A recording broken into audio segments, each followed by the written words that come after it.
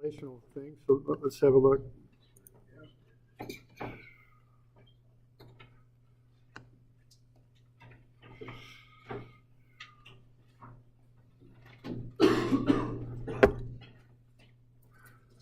So when we work through these problems here with kinetics, what we do here, we go sum of F equals ma, and the acceleration is the acceleration of the center of gravity is what it is, okay? So I think of the center of gravity as being like a reference point for the object. Okay, you can go sum of moments about the center of gravity, and that's Ig alpha. And then you also have this inertial moment equation, it's called, where you can sum moments about some point other than the center of gravity. And that'll be Ig alpha, but then you also have to account for the fact that the center of gravity is accelerating around that point. We're calling it point A there. And that you then use the inertial moments, which are mass times agx times a y bar distance, and mass times agy times an x bar distance. Okay, and those are called inertial moments. All right. So we can look at different types of motion. The first one is just translation, where an object is moving without rotating about its own center of gravity, or without any rotation really about any point, I guess you could say. So something like that. So what you can look at with translation is what the reactions are, and also whether or not you're tipping or not. Those are things that you can analyze. So we had this example here where we had this bottle, and we found where the center of gravity was at. We have the mass and the dimensions. So we start off just with statics, just to kind of remember how to do that. And we can take moments about one of the points here, one of the supports, which is a common thing you do in statics. You know, you take a moment about one of the supports. In this case, it was A. And with no acceleration, then we just could find the reactions at A and B, and they equal each other, 1.47. Okay. Now, if you accelerate this bottle now, if that conveyor belt that we were looking at, that it's on, accelerates, what's going to happen is you're going to have dynamic reactions, okay? So the basic setup on the equation is the same. You start off with sum of ma, but now it does not equal 0 because we've got acceleration. So we use that inertial moment equation there.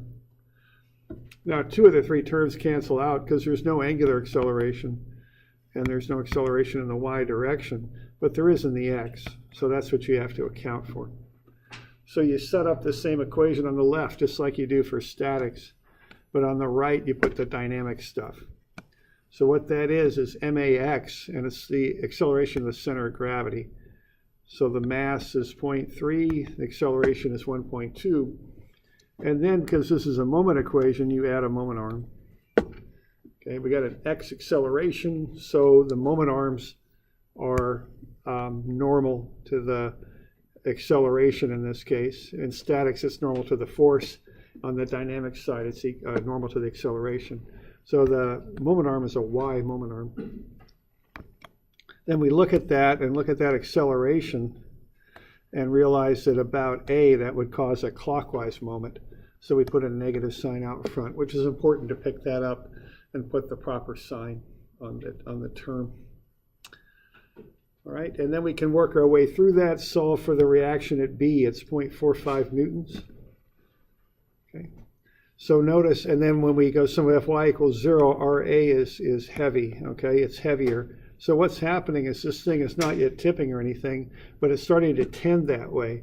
See, as it accelerates to the right, essentially it rocks back to the left.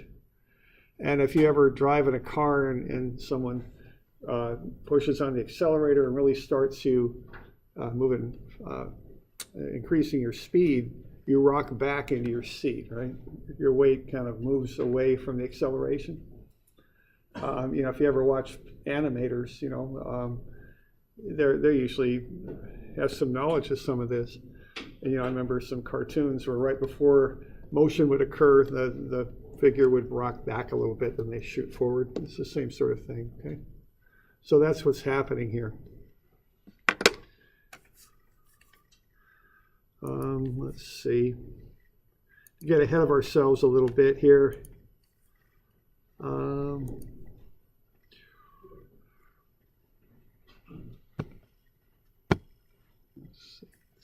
How about if you're, I don't know if any of you ski at all or anything. Let's kind of look at what happens if you ski around a curve. Let's say you're coming down a hill and you ski around a turn. Okay, what's happening there? All right. So for starters, if you're skiing down that hill around a curve, which directions are you accelerating? I suppose. Yeah, part of it's a normal acceleration, right? Because anytime you're going on a curve, you're always accelerating in towards the center. Of course, you'd probably also be accelerating down the hill. All right. So if you're skiing like that, I don't know if you've ever had this sensation, but if you kind of go into a tuck and just hold your turn as you come around. Okay, now what's happening is you're accelerating in towards the center. So if I put that on this diagram, you're accelerating that way, right?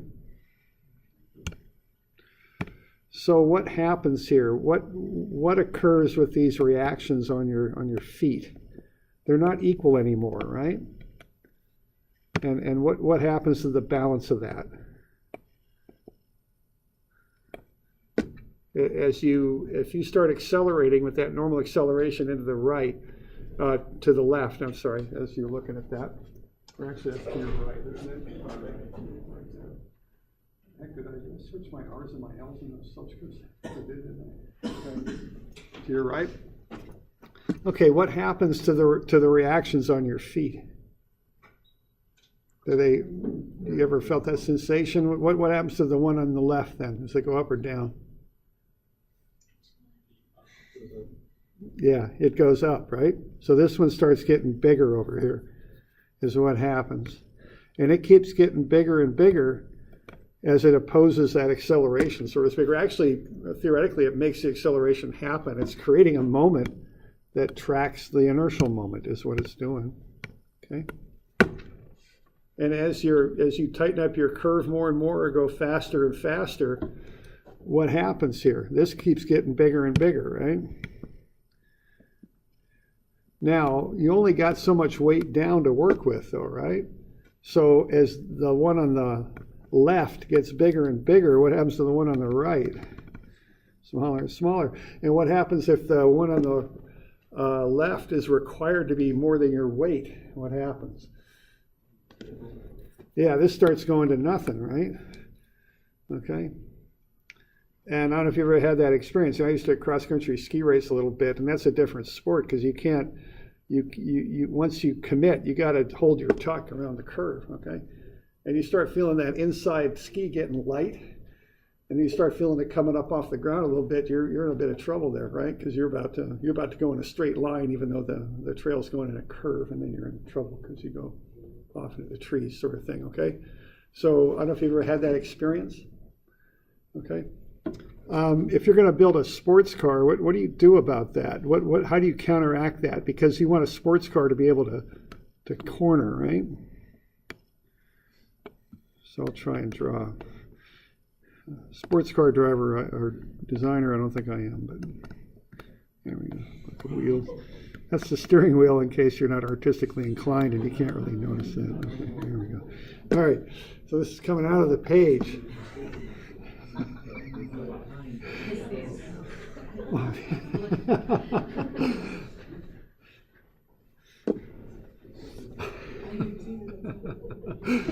That's a sports car, okay? These are the tires in the front. That's why I drew them with rectangles, okay? All right. So that's pretty bad, isn't it? No. All right. This is the license plate, just to be clear. Okay, there's the grill. All right, there's the turbocharger. All right, there we go. So what do you do with this thing? If you want to get that thing around the corner, what do you do with it? If you don't want it to roll over, what do you do? Yeah, they spread the wheels because that increases the mowing arm, right? And so the force requirement isn't quite so much. What else do you do? How do you build these things? Up high, down low? Low, yeah, get that, decrease the mowing arm for the inertial moment, okay? So that's what's happening there. See, because when those things go around corners, they got to accelerate in, okay? So get the wheels spread out wide and drop the center of gravity as much as you can, okay? All right. So that's what's going on with that. Right? Oops, I think I want to be up here. There we go. All right. So how about how much acceleration down at the bottom of this page we've been looking at for this bottle here? How much acceleration would it take to make that thing tip?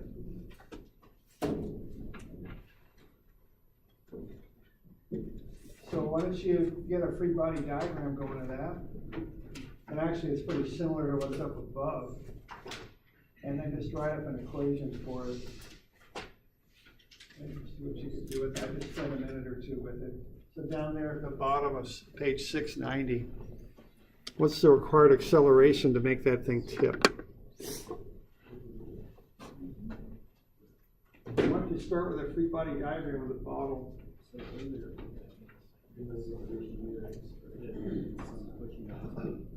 we're going around it, right? Now we're going around it, but it's right about the tip. Because that's almost average moment on the subtraction on my right side. Any more selection on the tip,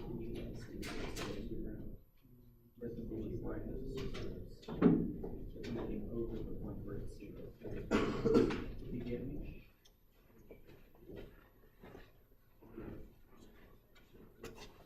Yeah, question there. You get a free body diagram going to the thing. So you would like accelerations on a free body diagram. This is status. Yeah. That's the moment of inertia of the center of gravity, alpha. So that's basically, the bigger the moment of inertia, the harder it is to make it spin. So this assumes it's spinning, which it isn't yet. So we can take out zero. These are the acceleration of the center of gravity. So that's just, yeah, X and Y, yeah. And then I got a moment of inertia. So the X acceleration of the Y one part of the mass is going to show forces.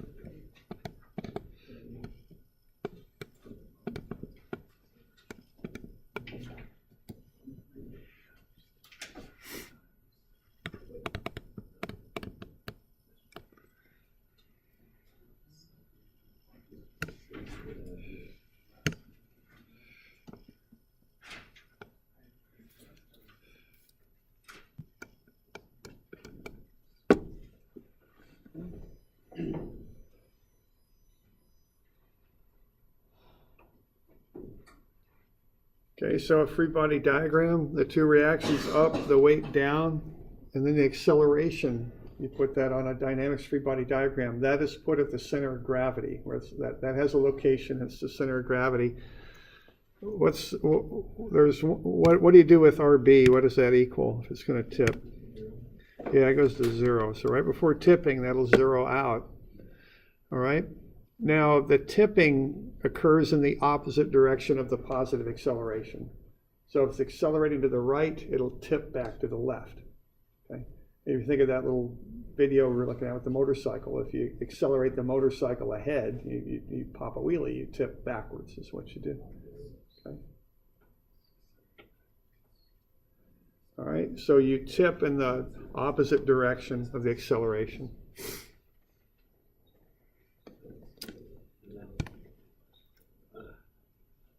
All right. So the moment equation is really quite simple on the left-hand side. Okay, the left-hand side is the statics. That's what belongs there. Let's see. All right, so sum of MA, a moment is a force times a moment arm.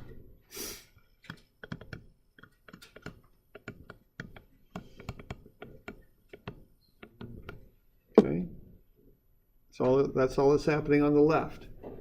And and don't overthink this. Just do statics on the left. If that was a statics problem, I think you could knock a moment equation out for that pretty quick. And that needs a negative sign, right? Because it's clockwise about A. If we're going sum of MA, all right, because that 2.94 would come around like that, clockwise about A. All right. All right. Now for what I'd call the dynamic side, it's not tipping yet, so alpha zeroes out. And if it's not tipping yet, it's not accelerating in the y direction, so that zeroes out. Okay. So why don't you set up the other side of the equation with the dynamics? And this is called an inertial moment, because instead of a regular force, you got a MA. That's what represents the inertial force, as it's called. And get the proper sign on there too to match how the drawing's made.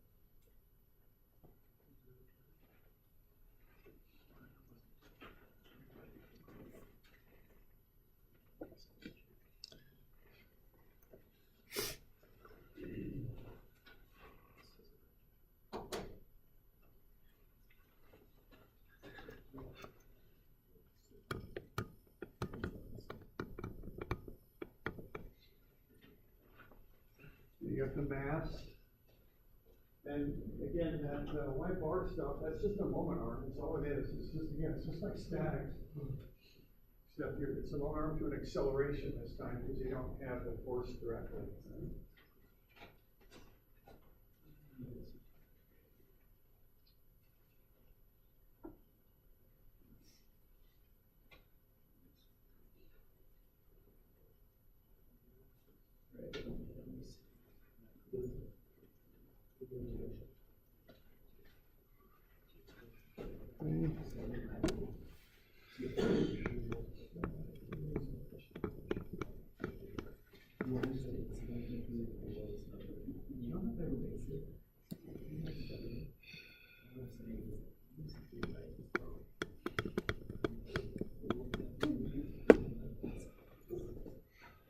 Okay, so 0.3 kilograms, that's the mass. Acceleration is what you don't know this time.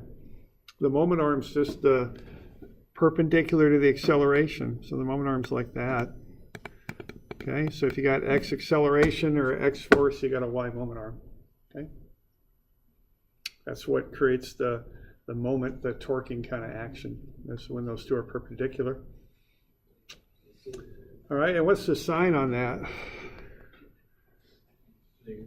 Yeah, it's negative because this thing's coming around like that, and about A, that'll go clockwise, so that gets a negative sign out front. Okay?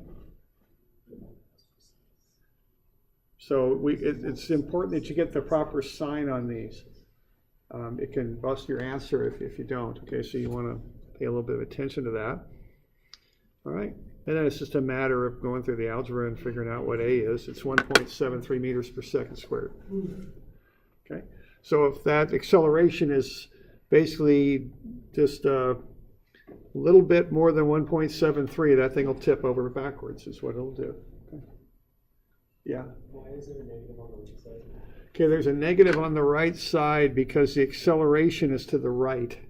And if you consider that like a force, that's going to create a moment like that about A.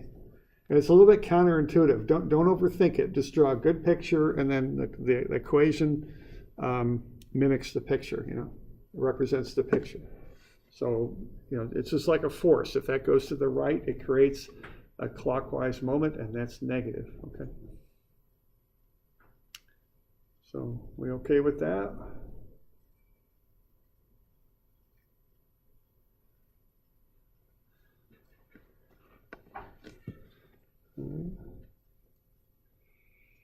All right, so that's a basic example of this.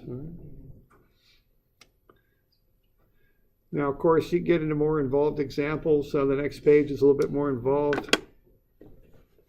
So we got a motorcycle going down a 12-degree ramp there. Weight of the motorcycle is 640 newtons, so that's a mass of 65.24 kilograms. That's the weight of the rider. Weight of the motorcycle is 1,400 newtons, so that's a mass of 142.7 kilograms. Okay, we've got the motorcycle braking. Okay, so the motorcycle's applying brakes. So what that means is the acceleration is a negative acceleration. Sometimes they call it a deacceleration, going up the ramp, okay? Let's figure out how much acceleration can occur before that motorcycle tips. Now this one's on a ramp, 12 degrees. So the normal way that you deal with that, with ramps and things, is you create an inclined axis system. That usually works the best for these. So I went ahead and did that. So x and y prime. And when I see that coming up, I just do a bunch of trigonometry right off the bat just to get everything resolved. So it's parallel to the x prime and y prime axes. Okay? So sine of 12 and cosine of 12 times those weights will get me the components of force parallel and normal to the axis. So cosine 12, 640 is 626. Sine 12, 640 is 133. Cosine 12, 1400 is 1369. Sine 12, 1400 is 291. Okay. And I went ahead and put those at their centers of gravity. So I'm going to handle this as two different centers of gravity because I've already got one for the motorcycle, G sub m there, and I've also got G for the rider. Okay. So I go ahead and get everything resolved into components parallel and perpendicular to the ramp. So remember, the cosine of the ramp angle will get you the normal component of the weight. Sine of the ramp angle will get you the parallel component of the weight, okay? So cosine 12 is the component perpendicular or normal to the ramp. Sine 12 is the component parallel to the ramp, okay? So I got a nice free body diagram there. Everything's kind of squared up and ready to go. And it's just a matter of plugging everything in. Okay. So we got all those components of weight. And what I'm going to do with those is I'm going to run this equation here. Now I'm looking at what's called impending tipping. Impending means just about to happen, but not happening yet. Okay, so that's the term for this. You see this used in books a lot.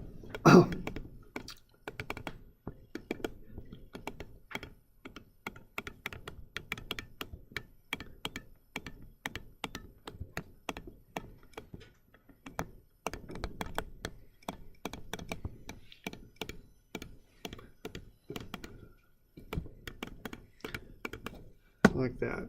Okay, that's what impending means. So sometimes they talk about impending motion and different, that word seems to be used a lot in dynamics. Okay, so it's about to happen, but it's not happening yet. So what that means is alpha is 0. It's not tipping yet. It's about to, but it's not yet. And AGY, if it's not tipping, the centers of the centers of mass are not accelerating in the y prime direction, okay? So all the acceleration is in the x direction. So this is similar in how you set it up to what you just did. It's just a little bit, it's got an angle going on there, so it's a bit more complicated. All right. All right, so, you know, on something like this, I like to get everything nice and set up, nice and clean, and then, you know, I can go ahead and proceed with it.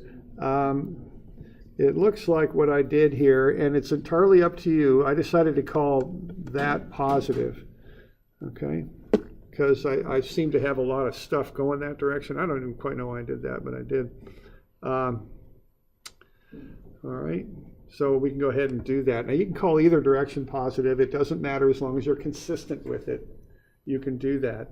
You know, in statics, I tend to just keep counterclockwise positive, up positive, and right positive. In dynamics, I'll kind of look at it. Sometimes I'll set up something to be positive that's more in the direction of motion or acceleration. Sometimes it just seems to work better for me. It really doesn't matter, though. It's just a pluses and minuses, you know. As long as you're consistent, it'll always come out in the wash.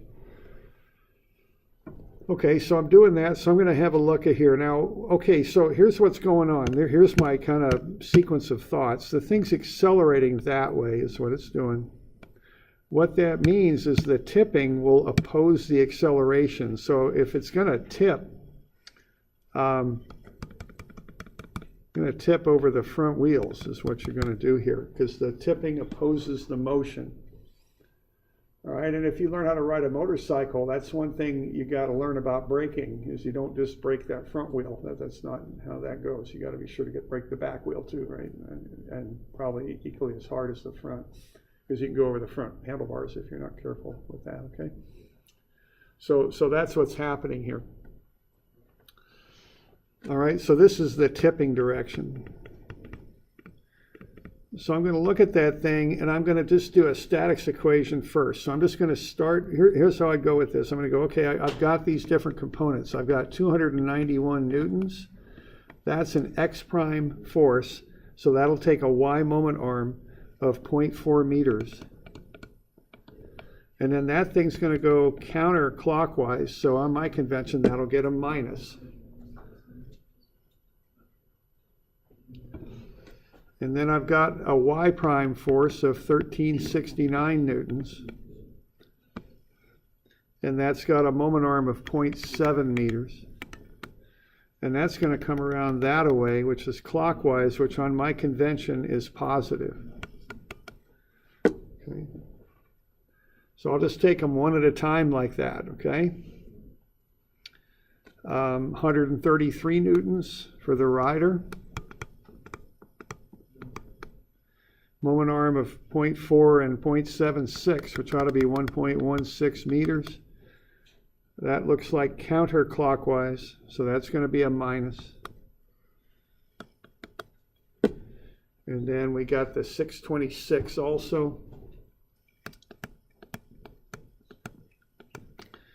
Okay, that's y prime force, so an x moment arm looks like 0.3 meters on that. And that would come around clockwise, so that's a positive. Okay. So there's the terms for the statics side, the left side of the equation. And again, if this were a statics problem, that's what you'd put there. And if it was statics, you'd set it equal to 0, but it's not, it's dynamics. So it's not going to equal 0. It's going to equal magx y bar. Y bar is the y moment arm for these, okay? So why don't you fill in the right? Get the magx y bar. Yeah, question? Oh, I probably screwed something up. Let's have a look. Oh, I think it's okay, actually. We're good? Oh, you're right there. I did screw it up. Yeah. Did I do that on the other one too? No, I'm okay on the other. It's 1. Thanks. Yeah, I just screwed up. It's 0.7 plus 0.3. Thanks. Is that good? Yeah. Okay. Good to go? My bad on that. All right. All right, why don't you fill in the right-hand side with the dynamics part now.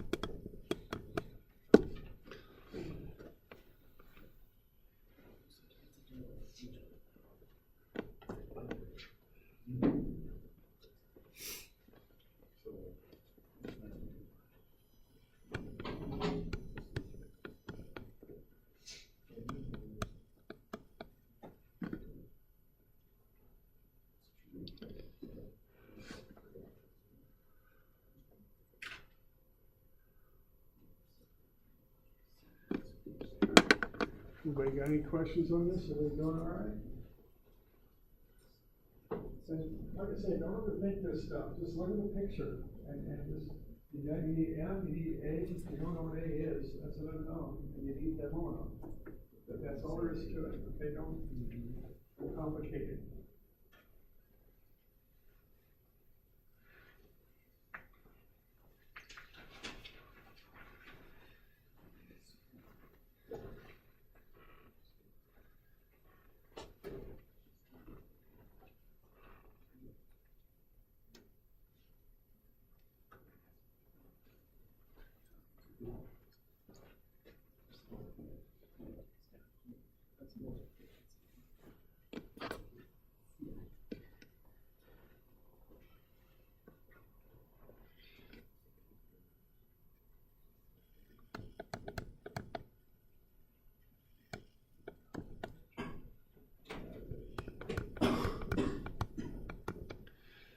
Okay, so the rider's 65.2 kilograms, 0.2 and A, and 1.16 meters.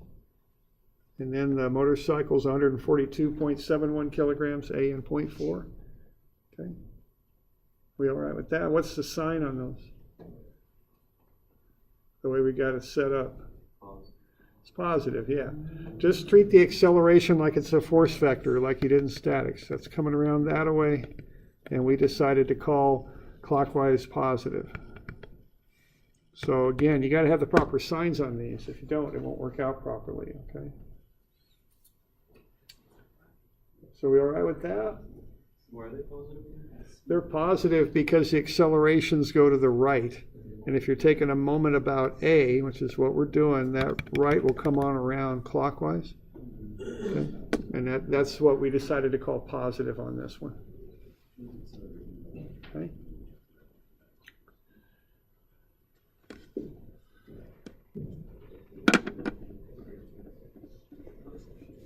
So I got about 1G, about 9.89 meters per second squared.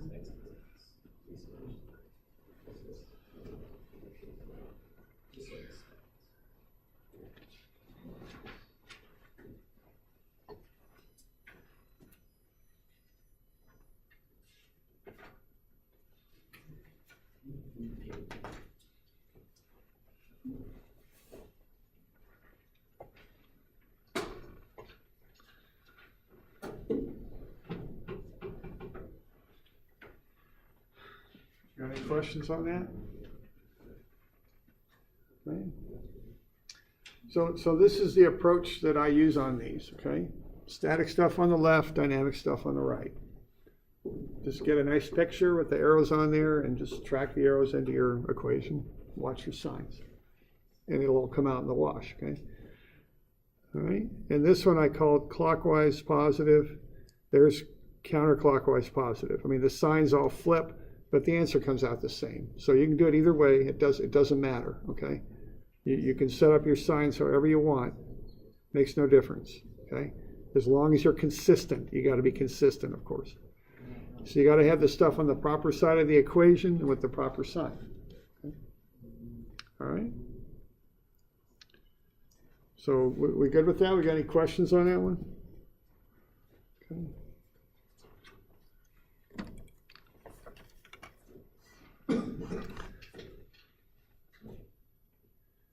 All right.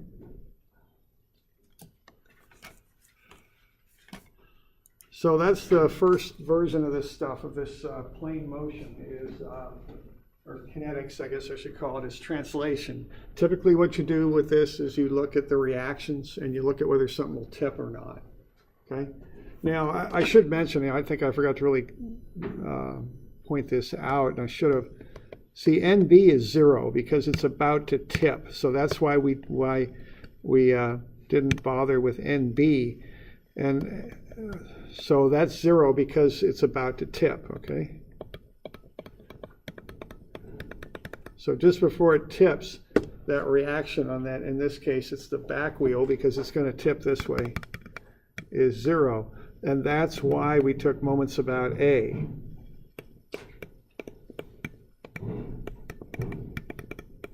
Because we want to eliminate RA from the equation, because it's another unknown, and that's not really what we were interested in. What we wanted to find was the acceleration. Okay, so I should have mentioned that, okay? So just before it tips, that reaction at B goes to 0, and then what you do is you sum moments about A. That will eliminate RA from the equation, and then you can just solve for the acceleration. Okay? So we okay with that? Good to go? Good. All right. Okay, so that's the first one there, and that's translation. And what we're finding here is reactions and tipping. And kind of like what we went through when we were going over the stuff for that midterm that we took, where I was kind of going over work energy uses springs and heights and distances, and momentum is for collisions and that kind of thing. I want to do the same thing for these different approaches, because the translation approach you take when something's just moving without rotating about itself normally, and you find reactions and whether something's going to tip or not, typically. Okay. The next thing we'll look at is curved motion, in particular kind of fixed axis rotation. So I've got some examples up there. This is a centrifugal pump. That impeller there is going to rotate about the shaft and spin. Obviously that's a windmill, and that rotates. This oil derrick, the large beam there, rotates as the oil is pumped. Okay. So I'm back on 670. I've got all the information here that we use. So it's kind of a reference page for these different things we're doing. Okay, now when you have fixed axis rotation, what often might be happening here is you might be rotating about a point other than the center of gravity. Now, not always, certainly, but you might. If that's the case, you got to track the center of gravity and see what it's doing with respect to A. So if you're going to take moments about A, if the thing's rotating about A, you're going to look at what G's doing. With respect to A, it'll have a tangential and a normal acceleration, kind of like that relative acceleration we were looking at. So what we can do is sum forces in that direction. So sum of Fn is magn. Sum of Ft for tangential is magT. Okay. Now we can always use sum of mg as ig alpha, but that can get a little complicated if you're rotating about a point other than the center of gravity, because you're going to have reactions at A that could cause moments. So there's another little shortcut equation that you can take on these.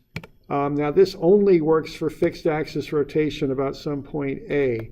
And what you can do is you can sum moments about A and set that equal to I sub A alpha. So what you'd have to do there would be to use the transfer axis theorem and find what the moment of inertia of that shape is about, not its center of gravity, but about some other point that you're going to rotate about that I'm calling A.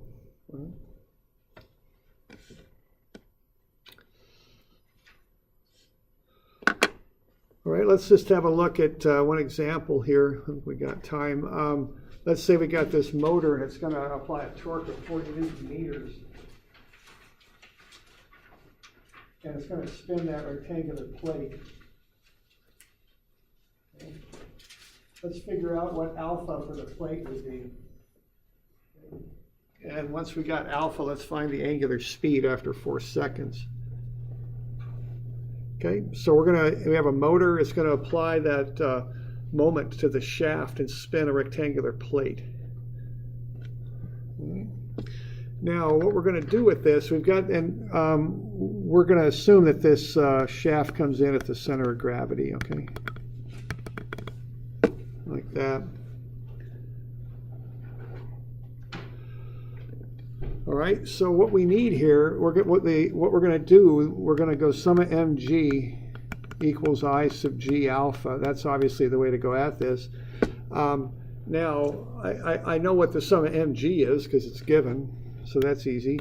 So what I got to do is find the moment of inertia of that plate about its center of gravity. All right, so what I'm going to do next here is have a look at the formula sheet. And what I've got is this plate that's shown like that. If you look at the back of your formula sheet, it looks something like that. and then what you've got is the z-axis and the x and y axes. So which moment of inertia would you use in this particular problem? Which one do you want? Do you want IGX, IGY, or IGZ? It's going to be Z, yeah, because what's happening is this plate is going to spin about this axis. The axis corresponds to the shaft. That axis is normal to the flat rectangular part of the plate. So you want to find an axis that matches that. So you want the axis for the flat rectangular part of the plate is what you want. So the shaft is going to spin about that axis. That corresponds to this one. So yeah, we want IGZ is what we want, okay?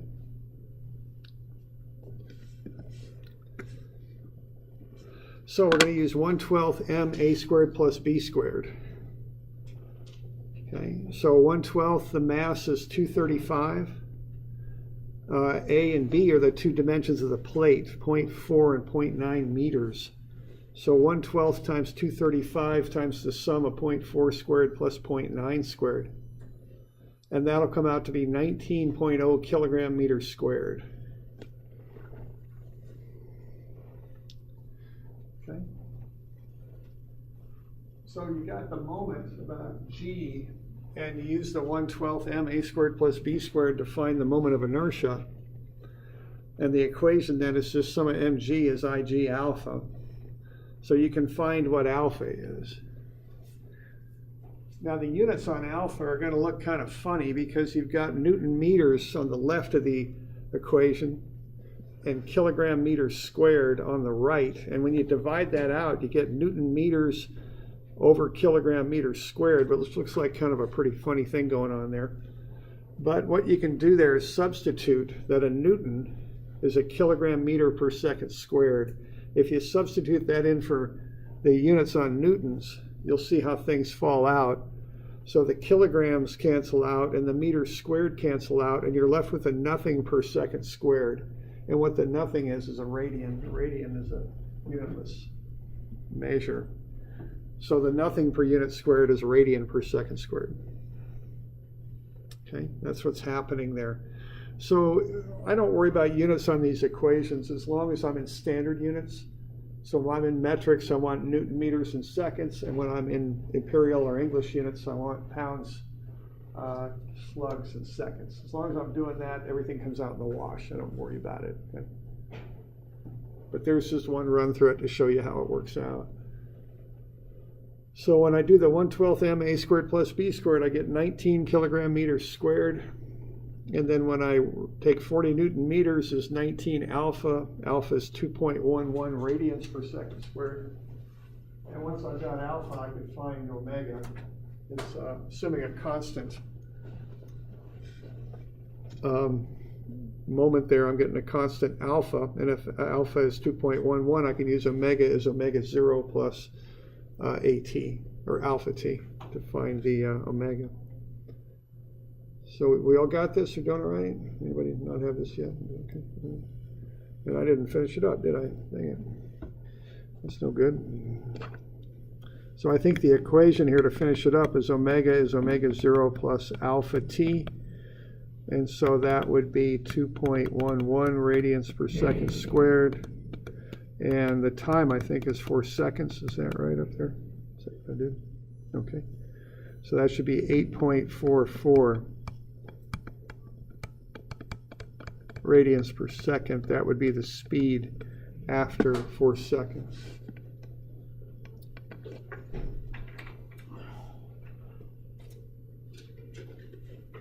All right.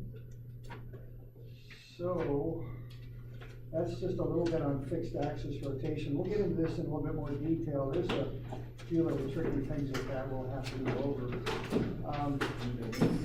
Now remember, I assigned 331 and 2. Those will be due Friday. Okay, we'll go over them tomorrow. Okay, and that'll be the 8th.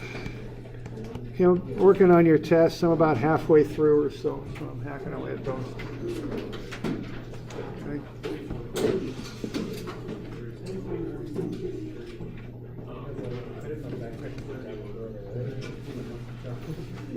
Good.